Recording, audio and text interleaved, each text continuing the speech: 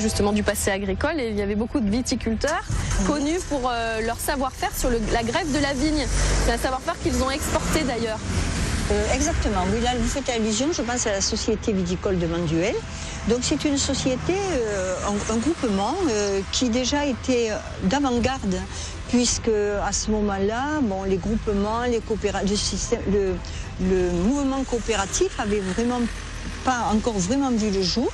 Donc il s'était structuré à la suite donc du phylloxéra et de la ruine de la viticulture.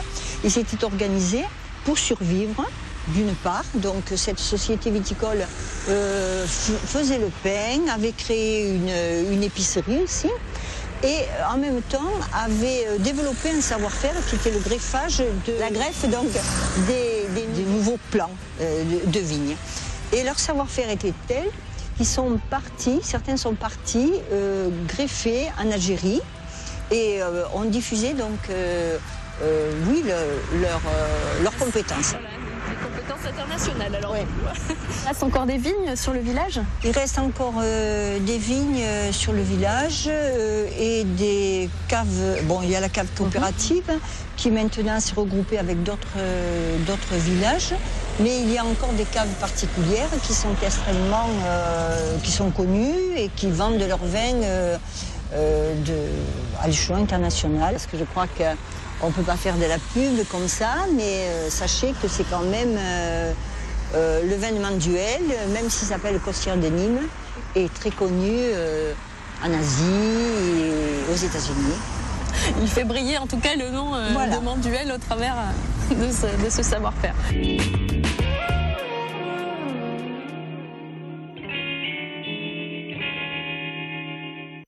On marque une pause dans la visite de Manduel. Noël approche et voici des idées cadeaux pour les petits, mais pas seulement. Nous rencontrons la créatrice de la marque Annebelle et compagnie, une personnalité attachante et pétillante comme ses créations découvertes. Je suis à Vers-Pont-du-Gard, je vais à la rencontre de Suzanne Rudel. Bonjour.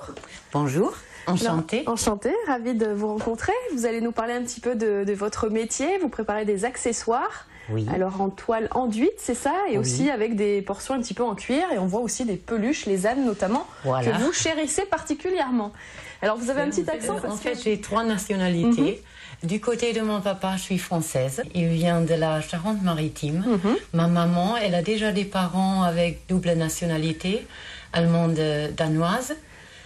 Et c'est quelque chose qui m'inspire beaucoup, dans le bon sens. Voilà. Un univers joyeux et coloré que Suzanne Rudel dessine et crée elle-même, patron, couture, couleur, tout né de son imagination foisonnante. Alors c'est beaucoup de travail parce que vous travaillez toute seule? Oui, je travaille carrément toute seule. Mes clients, ils sont très contents parce que tout est très... Ils connaissent votre travail et voilà, ils sont habitués. Vous travaillez sur quoi aujourd'hui? Alors là, c'est quelque chose de très simple. Ce sont des bandeaux pour les tabliers. Hop, et voilà. C'est juste les finitions maintenant. Parce que je suis quand même dans le temps. Là, c'est juste, je vais vous montrer tout à l'heure. Quelquefois là, c'est ma fille qui m'aide. Vous avez appris votre métier où? Moi, j'ai commencé autrement. Ma maman, elle était couturière et illustratrice au théâtre. Et elle nous a déjà fait, quand j'étais toute petite, tout nouveau, c'était exaucé, parce qu'elle nous a fait des vêtements, des accessoires, des peluches, de tout. Alors j'ai toujours regardé un peu comment elle fait. Vous tenez ça de votre maman, quoi. Et j'ai commencé à coudre, en fait, à 8 ans. J'ai fait une formation comme l'art et musicothérapeute. Et j'ai visité une école de design à Hambourg et à Berlin. Et la couture, carrément, j'ai pas forcément appris à l'école ou à l'université ou n'importe.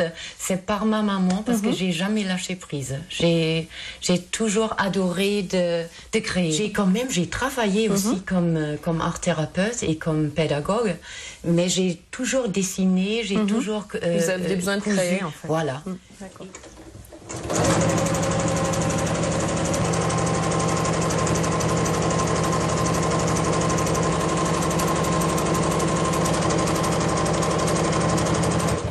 Vous avez une pleine panière, vous les faites à l'avance? Là, c'est à l'avance, pour faire des tabliers à coulisses pour que ça grandisse avec l'enfant.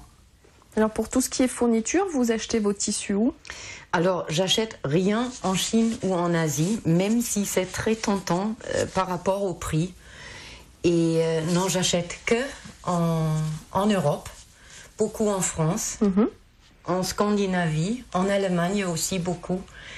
Et en États-Unis, parce qu'ils ont des designers pour des tissus qui sont magnifiques. Non, j'essaye pas. C'est très tentant, mais ça fait pas partie de... Vous ne succombez pas à la tentation. Non, ça a un prix, mais la qualité, quoi. Oui, voilà. Je vais vous montrer comment ça marche. Et après, vous voyez, tant que l'enfant est petit, on fait comme ça. On peut adapter. On peut adapter. Vous avez là des croquis, des dessins. Je dessine d'abord. Et après, je coupe, j'applique et je prends à la main le regard. À partir de petits croquis. Oui, alors je dessine, je fais... Oui, là c'est mon cochon que j'adore. Vous aimez bien les animaux? Oui, alors j'adore des animaux, ça c'est sûr. Et surtout tout ce qui crie, on dirait que ce sont des ânes et des souris. Parce que j'aime bien faire des souris. Oui, alors là je vais couper un petit bout.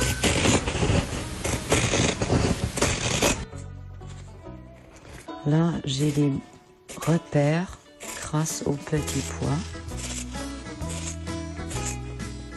Et des tissus comme ça. Alors, il faut carrément quelque chose qui correspond. Maintenant, il faut que je dessine là, parce que sinon, c'est pas trop. Et voilà.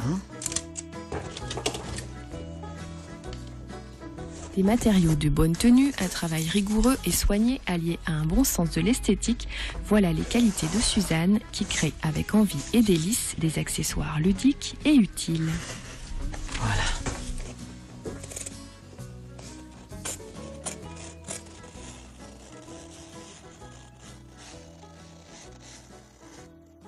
Le problème que j'ai quelquefois, c'est que je suis très perfectionniste. Alors là, j'essaie d'assembler les tissus. Hop. J'assemble.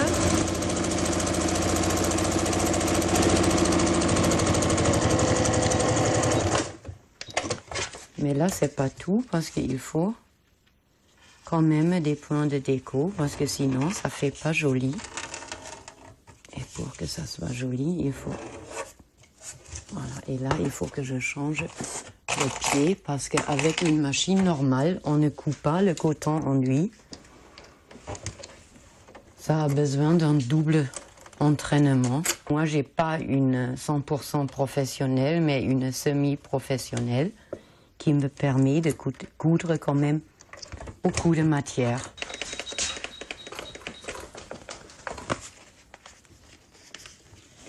Et vous allez voir, après c'est beaucoup plus joli.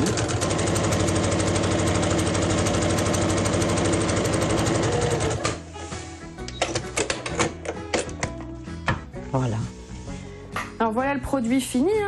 Du coup, oui. Vous avez aussi travaillé comme une petite fleur. Oui, là. Alors là, ça m'est venu parce que j'aime bien des petits détails. Et là, c'est une trousse avec une fleur maintenant. Et vous avez là-dedans la doublure assortie. Alors, un autre produit phare dont vous nous avez parlé, c'est le bavoir. Pour les petits, c'est pratique, on comprend pourquoi. Avec le scratch. Oui, j'ai commencé à faire des pavoirs, tout simples, sans animal, sans rien du tout. Ça a déjà marché. Mais après, puisque j'aime beaucoup les animaux, j'ai fait mes petits dessins, j'ai commencé avec ça. Donc, du coup, ça, forcément, ça plaît aux parents parce que c'est rigolo. Plaît. Les enfants aussi, ils doivent avoir... Ils adorent. Ça leur fait envie de le mettre.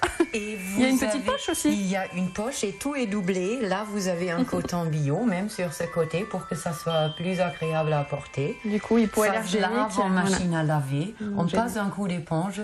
Ou d'après mes clients, ils lavent juste sous l'eau quand ils sont en vacances. À la main, tranquillement, voilà. Et du coup, le scratch, c'est pratique parce qu'on attache d'une main. On peut ajuster. Voilà, alors on voit toutes sortes de petites trousses. Vous faites aussi des sacs, des cabas. Des sacs à bain.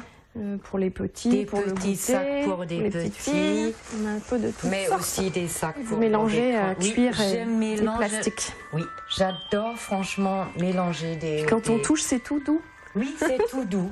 C'est super agréable au toucher. Et le cuir, c'est un cuir pas traité avec quelque chose qui est toxique et il bouge pas. Et tous mes clients, j'ai des clients de Paris, par exemple, qui me commandent tout le temps quelque chose pour des collègues et tout, parce qu'ils disent « Votre sac sont indestructibles ». Voilà, merci beaucoup Suzanne. C'est moi qui vous remercie d'être venue. Ça m'a fait un très grand plaisir. Pour trouver les créations de Suzanne Rudel, c'est simple, trousse, tablier, sac, portefeuille, peluche, direction le marché d'Uzès le samedi matin et à Sommières dans la boutique Les Petits Trésors et également sur le site Little Market, une gamme qui vous projette directement dans l'enfance, on craque littéralement.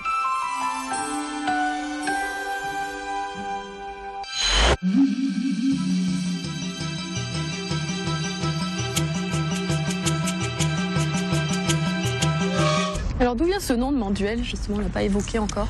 Alors le nom de Manduel, il semblerait qu'il vienne d'un Manduélois qui s'appelait Manduos, c'est-à-dire le paysan qui avait un petit cheval. Enfin, c'était la ferme du paysan qui avait un petit cheval et qui devait être donc une ferme romaine à proximité de Nîmes. Il s'appelait Manduel. Manduos. Donc Manduos, voilà, d'où le nom après Manduel.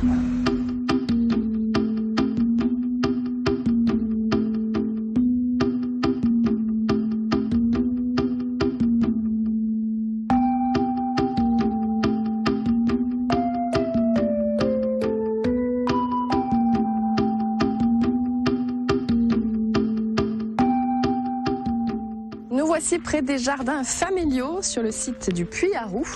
Un puits un petit peu original et artisanal pour recueillir l'eau tout au fond, là, vous voyez, et tourner cette roue là, qui est un petit peu rouillée maintenant. Et c'est l'occasion justement de parler d'un métier d'art. Et oui, c'est l'heure de notre rubrique métier d'art. Maintenant, tout près de ce puits, on va parler d'une créatrice.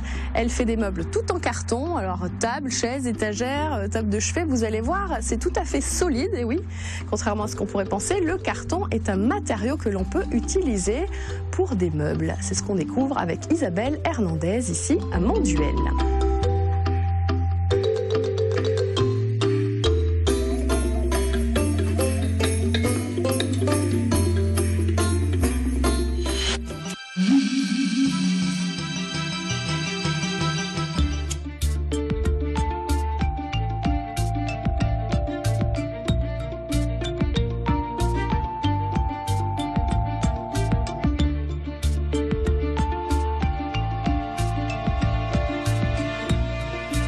Nous sommes à Manduel, dans le Gard, toujours dans le territoire. Je suis en compagnie d'Isabelle Hernandez pour la rubrique métier d'art.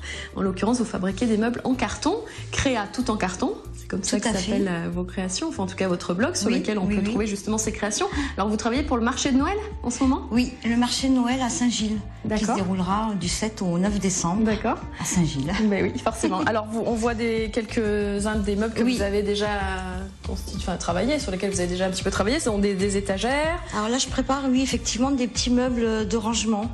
Donc pas très gros parce que après ça devient imposant. Donc là comme c'est pour une exposition et des réalisations qui ne sont pas faites sur commande, j'essaye de ne pas faire trop grand parce que c'est vite imposant. On voit beaucoup de miroirs aussi autour avec pas mal de déco, des étagères. Et là vous allez nous montrer donc, je vois que vous avez dessiné sur des cartons d'ailleurs. Alors comment ça vous est venu l'idée de vouloir faire des meubles en carton? Tout simplement parce que j'ai voulu changer de table de salon et je n'arrivais pas à trouver dans le commerce ce que je voulais. Et j'ai participé à un atelier de création de meubles en carton pour faire ma table de salon et depuis depuis, je me suis plus arrêtée. Et le carton, vous le récupérez où? Alors, ou chez des particuliers, dans des commerces. J'ai un livreur qui me met régulièrement des cartons de côté. Donc, voilà, quand il a un petit stock, il m'appelle. C'est de la récup. Et voilà. Alors, vous avez dessiné au préalable, hein, là, on voit. Ça va être quoi, alors, au final? Ça, c'est pareil, ça va être un petit meuble de rangement qui pourra faire tabouret d'appoint également. Enfin, voilà, quoi. D'accord. Vous coupez tous les blocs d'un coup, alors? Oui. C'est pas trop dur, la découpe, là? C'est non, facilement? Ouais, ça va. Donc là, ensuite, bon, j'ai pas fini, hein, c'est faire les intérieurs. Je vais remettre un bout de scotch parce que ça a bougé.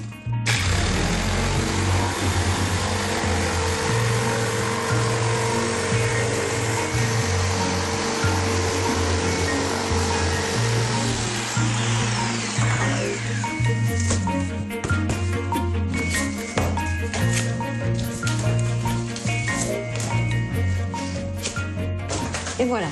Alors, ensuite, ce que je fais, c'est que je vais couper des traverses. Voilà.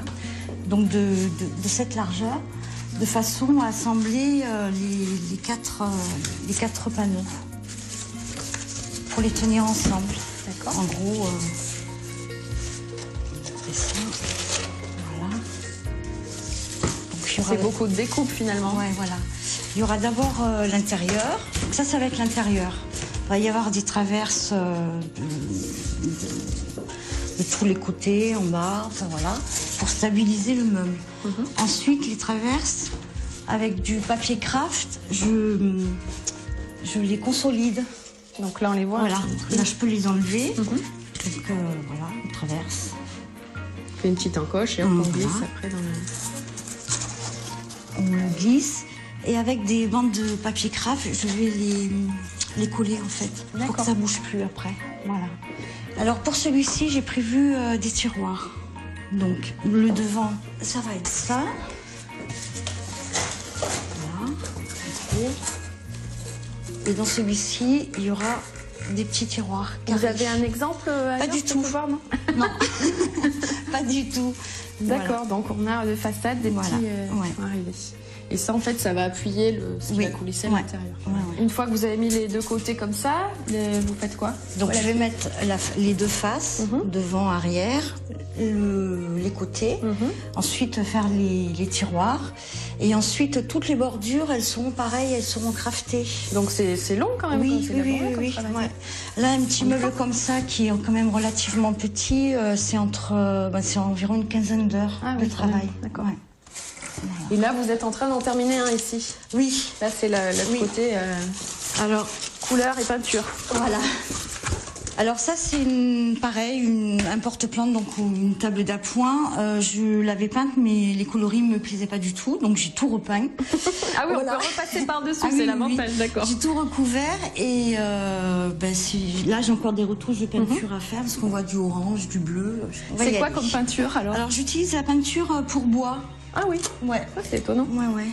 Pour le carton, ça marche bien alors. Ben ouais. Du coup, vous partez du dessin, mais pour les couleurs, ça peut varier finalement. Vous essayez, vous tentez, si ça vous plaît pas, vous recommencez. Je recommence. D'accord. Et les coloris justement, qui partent le plus ou qui sont le plus appréciés des gens, il y en a ou ça peut être n'importe quelle couleur? J'avais une série qui était très boisée, j'allais dire. Et on m'a dit, c'est dommage, ça manque de couleur. Donc du coup, voilà, c'est coloré. Donc je suis passée à la couleur. Qu'est-ce qui vous plaît dans le fait de construire comme ça des meubles en carton? C'est surtout l'effet, le côté récupération, parce que c'est vraiment que de la récupération. La seule chose que j'achète, c'est les bâtons de colle pour coller après le carton. C'est économique alors. Oui. Et à la vente, j'imagine que c'est des petits coûts aussi. Oui, je les vends pas très cher. Ouais. Puis après, pareil, c'est de la récup. Bon, il y a beaucoup de temps de travail quand même pour réaliser un meuble.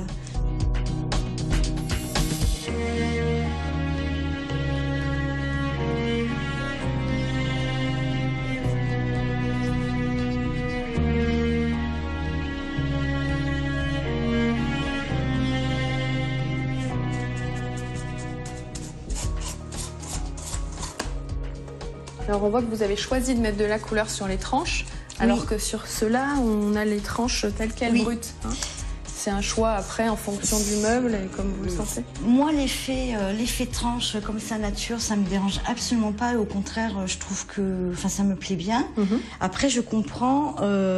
Du coup, je valorise la matière carton, parce que j'ai pas envie de cacher que c'est du carton. Là, ça se voit un petit peu moins. Ça fait pas du tout le même effet. Bon. Voilà, il y en a pour tous les goûts. Ben voilà.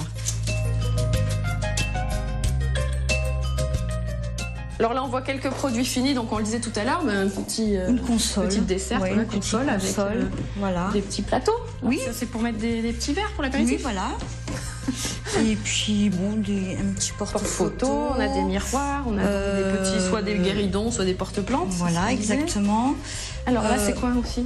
Un petit plateau tout rigolo avec plein de couleurs. Voilà, un petit plateau apéritif, par exemple. Donc tout est verni de toute façon. Donc, ça craint rien, on peut mettre des aliments ou des choses à l'intérieur. D'accord. Alors ça, c'est quoi? C'est un vase? Un vase. D'accord. Voilà. Un vase de... Et là, on voit donc les produits un peu plus bruts, couleur vraiment marron, qui rappellent un peu la nature et finalement la nature du carton, du matériau. Donc, vous êtes inspiré par l'Afrique, là, à l'intérieur aussi, non? Il se trouve que j'avais une série de cartes et puis j'aime bien aussi le mélange carton, cailloux. J'avais fait une série aussi avec du bois flotté. Enfin, voilà. C'est vraiment des matériaux qui restent naturels. Alors du coup, on vous retrouve sur le marché de Noël de Saint-Gilles. Oui. Et puis on peut venir à Manduel aussi. Tout à fait. Ou commander. Alors, sur votre site. Oui, je suis dans l'atelier les lundis matin et vendredis après-midi en période scolaire. Et sinon, on peut aller consulter mon site. Créa tout en carton. D'accord. Écoutez, merci beaucoup et puis bon courage alors pour les marchés parce qu'il y a du travail. Merci beaucoup. À très bientôt. Au revoir. Au revoir.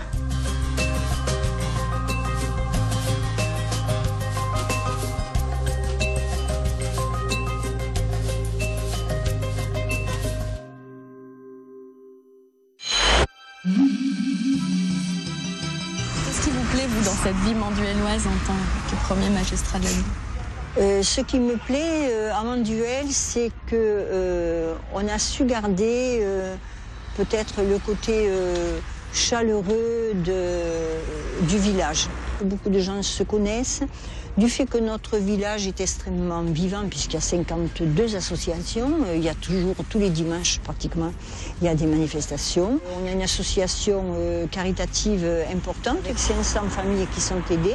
Donc, si vous voulez, on essaie de faire en sorte que personne ne soit oublié.